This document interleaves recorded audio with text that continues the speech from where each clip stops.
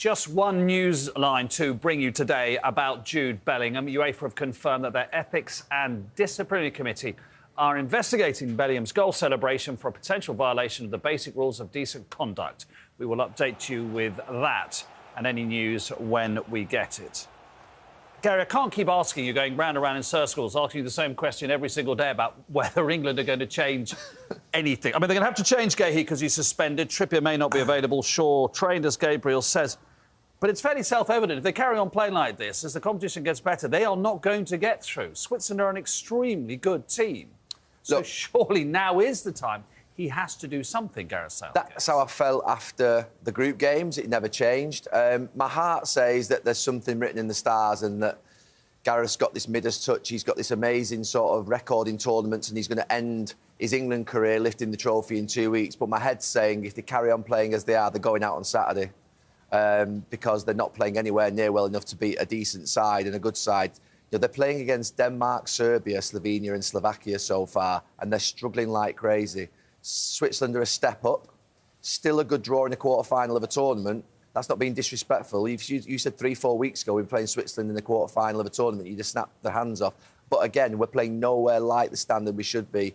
And I do feel we'll go out on Saturday if we don't step it up. And that means I think he's got to change it. Because 4 times, if you pick the same team 4 times, see the same performance 4 times, you pretty much know what you're going to get. Well, as everybody says, it's a definition of insanity to do the same thing over and over again, expect different results. Roy, actually, arguably they're getting worse, England, aren't they? They got through yesterday, but arguably yesterday was the worst performance of the lot. It's a battle from at the moment. But that's what happens in football. That's what happens in life sometimes. You're going through, we talk with teams trying to find a way of playing a free-flowing game. But it's about surviving. Staying in the game for England was about staying in the competition. And this is where I will have to give them credit. I agree with...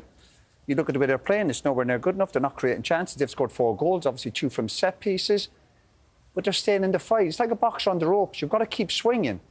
And England keeps swinging. And at the moment, because you've got a couple of heavyweight players from, they are producing from. And while they're at it, and they've got Switzerland, another tougher challenge from. But after yesterday, I wouldn't be writing England off, far from it. And listen, we all need a bit of luck as well, of course. Yeah. I mean, international football often is about moments, isn't it? Because there isn't the time necessarily for the patterns that can be ingrained in club football. And that's all England are surviving on, guys, isn't it? Moments. It is moments and big players. And that's what happened yesterday. Like, the game plan, I'm sure, wasn't expected to be playing in the way they did, but they stayed in the game. They never lost the game they faced into it, even in the moments that were very difficult when the Slovakia score, but the big players show up in the right moment. And from now on, this is what it's about. It's not always about playing well. We've talked about France, it's the same, they're not playing well. Let's see what they do today. You need the big players to come out at the right moment. And you need to remind yourself what you're good at. I know we all love watching Spain, we love watching these other teams keep the ball for fun, but England's 2 goals yesterday was about putting the ball in the box, getting bodies in there. Obviously, it was a desperate stakes, I get it, and people attacking the ball. That's the strength of England. Don't be embarrassed by that. You don't have to go on an ego trip and think you need 600, 700, 800 passes like the other teams.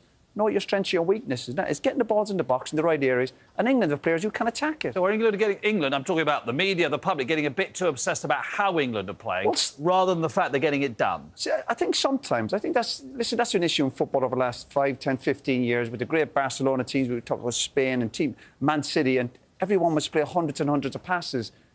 England's strength, I think, is getting it forward quickly at the right time, and if players at the top end of the pitch, that can hurt anybody. What would you be saying if you were part of this England squad now, whether you're a coach or a player? What would be the tone of the conversations today, over lunch, in training, when you're having a game of darts, whatever you're doing, when you're relaxing? I mean, if you're players, you're obviously thinking about resting and recovering. You're in a period where in a tournament you're getting a bit of solace. You've been away for a couple of nights away from your sort of base, you're back in your base and you're relaxing and you're thinking about how you pull it together. The coaching staff will be analysing the game and they've got to try and get a message into the players somehow. I mean, it won't be a great post-match analysis watching that back. I mean, there'll be a positive at the end of how they've obviously got through the tie, but when they look at the performances, they're passing too slowly, it's too methodical, it's too rigid, there's no one really taking risks, it's too safe. And they're living right on the edge. And that's fine if you get through it. We often say get over the line. But is it conceivable? Is it realistic that we're going to keep getting over the line in this way if we don't change something? And to be fair, whether Roy says put the ball in the box and play more direct, what we have to do is play quicker. And that's quicker without the ball and quicker with the ball. We look lethargic when we're pressing. We look lethargic in possession. And that is not England. That's not these but players. If you think Garrett and his staff are going to fix that in the next 2 weeks, you're living in cuckoo land. Absolutely, as if they're going to produce some new training sessions. The bottom line is you go to that England camp today and everyone will be feeling good about yourself. And that's very important in sport. Everybody, the staff, and sometimes there's games, you don't analyse them. You move on very quickly. It's all about the next match. You only enjoy victories. And to talk about analyse it till the cows come home, move on to the next game. They've got some momentum. They're not playing well. But you got to win. Football's about winning at the top level. I'm sick of saying it.